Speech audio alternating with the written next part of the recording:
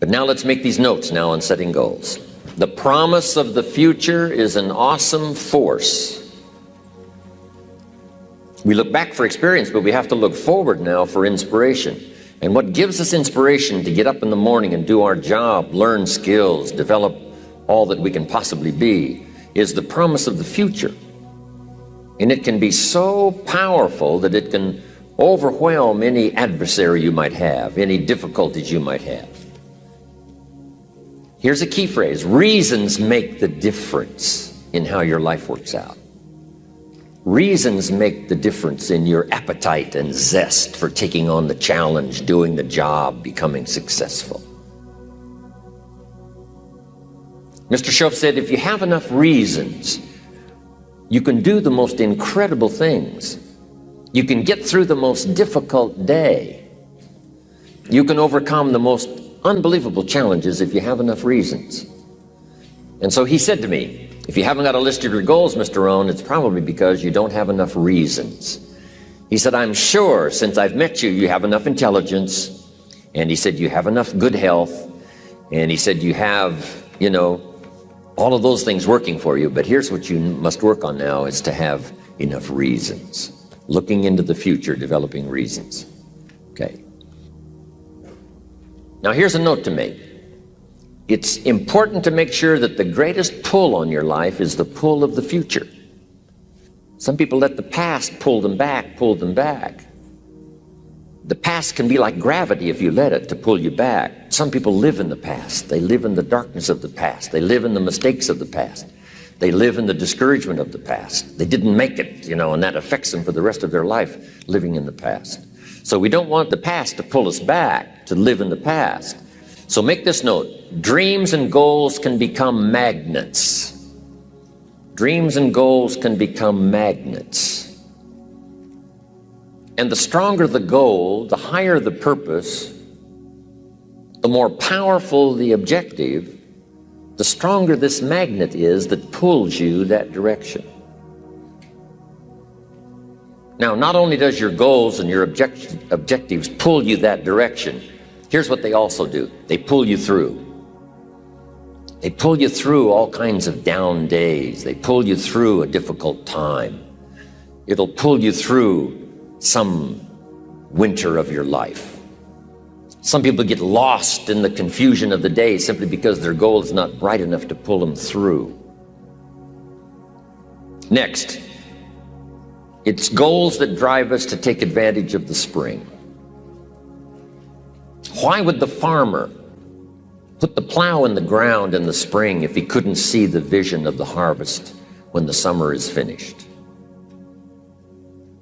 Is it possible to see the finished harvest? And the answer is yes.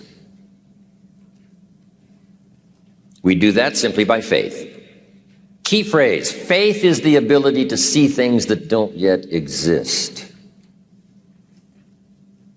So here's what we want to do in our goal-setting session, is to start looking into the future of what you would like to accomplish and where you would like to go, the person you would like to be, and see if you can't get a better picture of the finished objective. See yourself there. See yourself in possession of. For your dreams to greatly influence you, for the future to pull you, your future must be well planned. There are two ways to face the future. One is with apprehension, the other with anticipation. Guess how many people face the future with apprehension? Why? They don't have it well designed. And without really thinking about it, they have probably bought someone else's view of how to live. You will face the future with anticipation when you have planned a future you can get excited about, when you have designed your future results in advance. In this way, the future will capture your imagination. It will exert an enormous influence on you. And to design your future, you must have goals. Well-defined goals are like a magnet. They pull you in their direction. And the better you have defined them, the better you have described them, the harder you work on them, the stronger they pull. And they pull you through all kinds of difficulties too. Without goals, it is easy to let life deteriorate to the point where you're just making a living. It is not difficult to get trapped by economic necessity and settle for existence rather than substance. We all have a choice. We can either make a living or design a life. Now we're going to take some time to actually start designing the next 10 years of your life. We're going to start setting your goals. Goal setting is one of the most important skills to develop if you want to design your future. I'm going to give you enough homework not only to keep you busy for the rest of your life, but also to help you create the kind of life you may have always dreamed about living, but never believed possible. So let's get on with it. The sooner you exert the discipline, the sooner you will be enjoying the results. Once the results start to come, believe me, you won't mind the hard work and discipline it's going to take. Now, get a sheet of paper, and at the top of it, write the words, long-range goals. I'm going to ask you some questions, and I want you to jot down the answers. If you don't have paper and pen handy, follow along with me now anyway, just listening. Then later, listen again when you can write down your ideas. After I've asked the questions, which is the first part of this exercise, you can stop the tape and work on your answers. Entitle this part of it now, Workshop. And under the workshop, I'm going to ask a series of questions, and it's going to serve as a model so that you can teach this to your children, you can teach it in classes, you can teach it anywhere. Under the workshop, now here's the first question. What 5 things have you already accomplished that you're proud of? Let's take some credit before we go to work on the future. We've accomplished some things in the past. Let's give ourselves credit for that. What 5 things have you already accomplished that you're proud of? So I want you to make a note of that question, and then I want you to do the exercise. Make a list of 5 things that you can think of that you've already accomplished that you're proud of. Next question. What do you want in the next 10 years? I want you to make a list of at least 50 items. Now, this is not what you think you can get. This is what you want. If everything fell into place and you could have anything you wanted in the next 10 years, what would that list be? Not something you think you can earn, not something you think you can buy, not something you think you can, finally be so successful you can get. This is what would really do it for you the next 10 years. I want you to make this list. And here's the deal now. I want you to put each item one under the other. Not side by side, but one under the other. Just let your dreams, run free here. Not what you think you can get, but what you want. If everything fell into place and you could have whatever you wanted the next 10 years, what would that be? Little things, major things, insignificant things, doesn't matter. Just make the list. To help you get started with your list, consider these questions. What do I want to do? What do I want to see? What do I want to be? What do I want to have? Where do I want to go? And what would I like to share? Now, with these thought starter questions in mind, answer the basic question. What do I want within the next 1 to 10 years? See how many things you can write down. At this point, don't take the time to describe in detail everything you want. This is the time for you to let your thoughts pour, to write fast and to abbreviate. Make the list as long as you possibly can. Try to write down at least 50 items, 50 things you want within the next 1 to 10 years. These are long-range goals. Spend about 12 to 15 minutes on this. The key is to put everything on your list. Now, the key is to take it out of your head and put it on paper. You can dream about what you want, but when you start committing it to paper, now it more formalizes. Information now starts to make a composite of an idea. And ideas can turn into hotels. Ideas can turn into enterprises. Ideas can turn into a fabulous career. We need the information. We need the stimulation. What experiences would you like to have in the next 10 years? Parachute out of an airplane, star in a movie, start a new family, learn to play a musical instrument, try a new sport. What do you want for your children? That's a whole list in itself. Education, places you want to take them. Some changes you'd like to make, some habits you'd like to drop, some new ones you'd like to acquire. You might make a list of the people you want to meet over the next 10 years. Benevolence goals. Maybe you've got a long list of projects you'd like to support. Now, this is not what you think you can do. This is what you'd really like to do.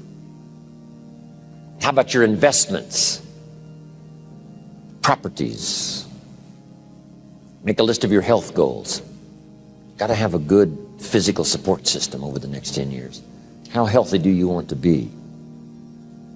Some goals for your career, your business, some productivity goals, a hobby you'd like to start, new car, become a race driver.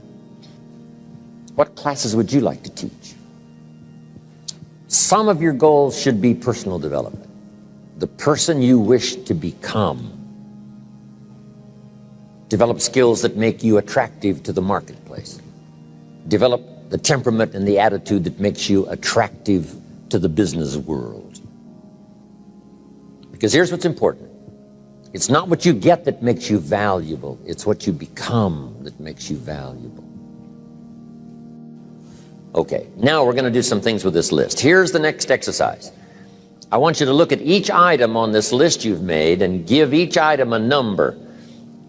The number being a 1, 3, 5, or 10. And this is why. I want you to look at an item and say, I think that would take about 1 year. Another item, you say, I think that would take about 3 years. Another item, I think that would take 5. And another item, looks like that's going to take 10. Give each item now a number of what you think it might take to achieve that goal, a 1, a 3, a 5, or a 10. Just somewhere close, doesn't have to be exact. That's about a 1, that's about a 3-year goal, that's about a 5-year goal, that's about a 10-year goal. Now, as soon as you've given each item a number, I want you to now go through and count them. How many 1s, how many 3s, how many 5s, how many 10s? And then just make a little list of those numbers. How many 1s, 3s, 5s, 10s?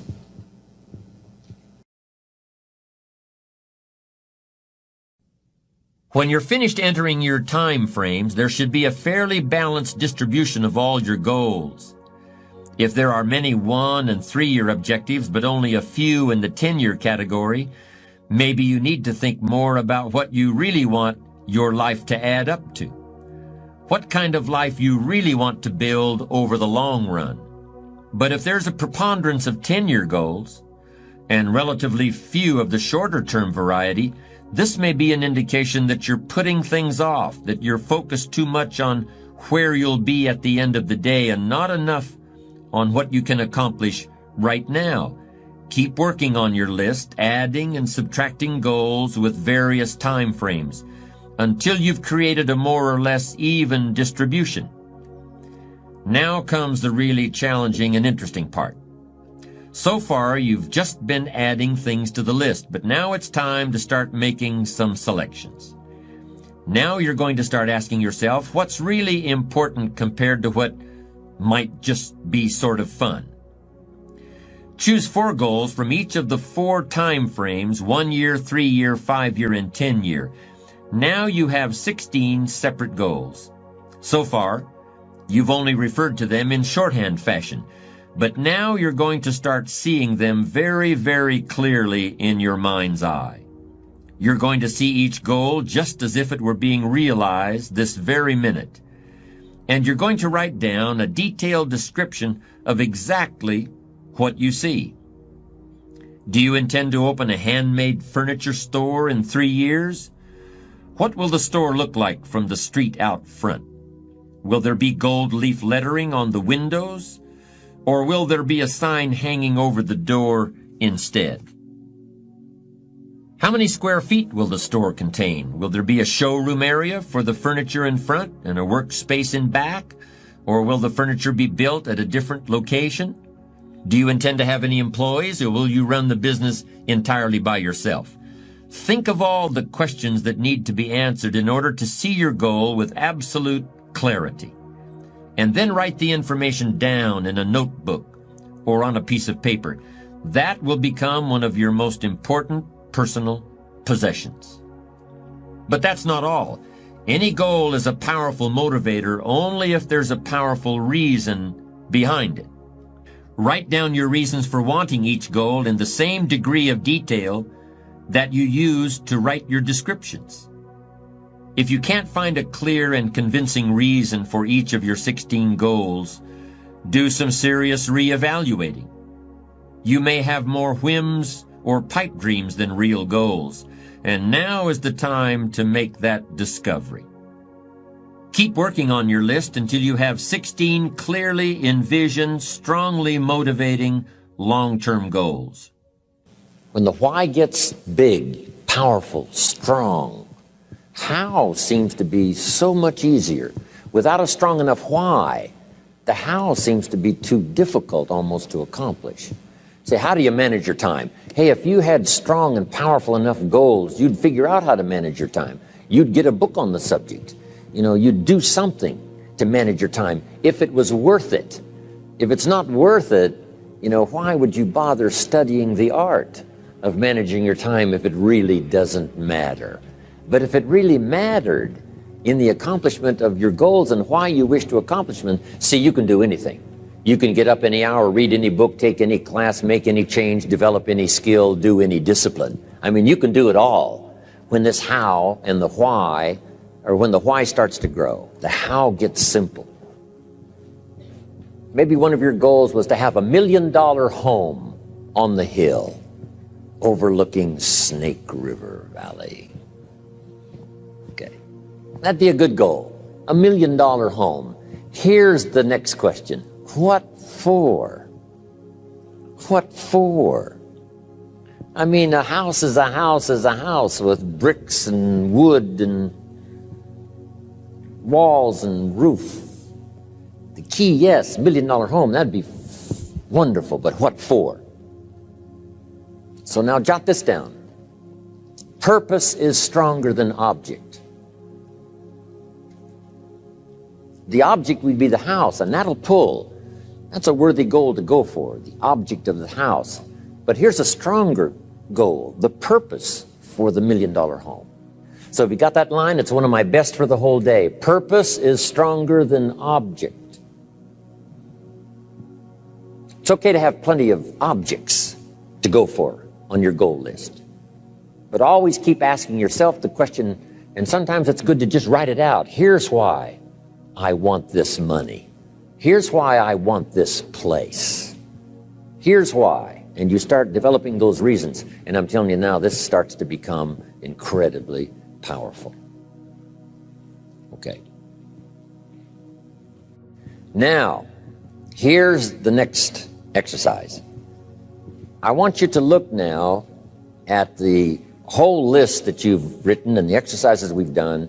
Now I want you to answer this question. What kind of person must I become to achieve all I want? Now we've got two things working.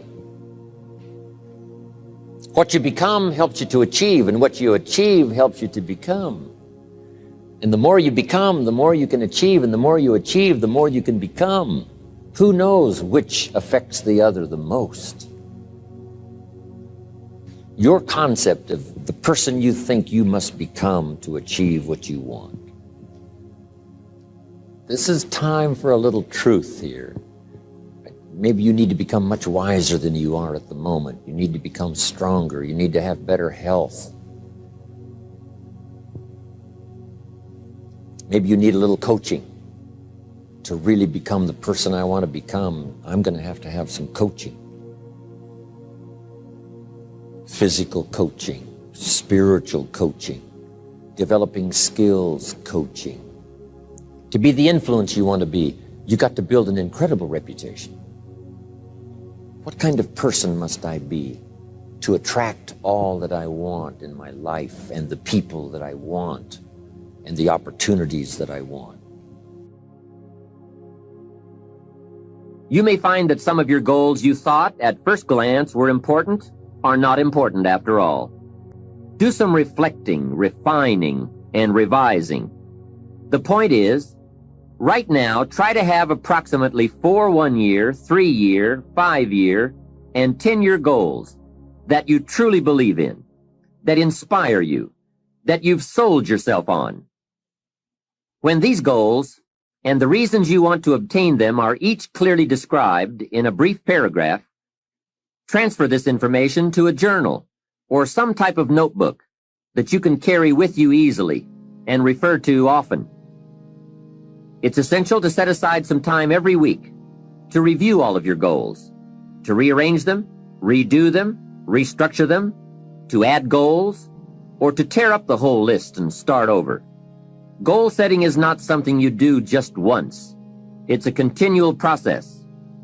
Also, you must constantly check your progress toward your goals. You don't want to fall too far behind on, or worse, lose sight of, your important goals. Now, just as important as your long-range goals are your short-range goals. Your goals for tomorrow, next week, next month, 6 months from now.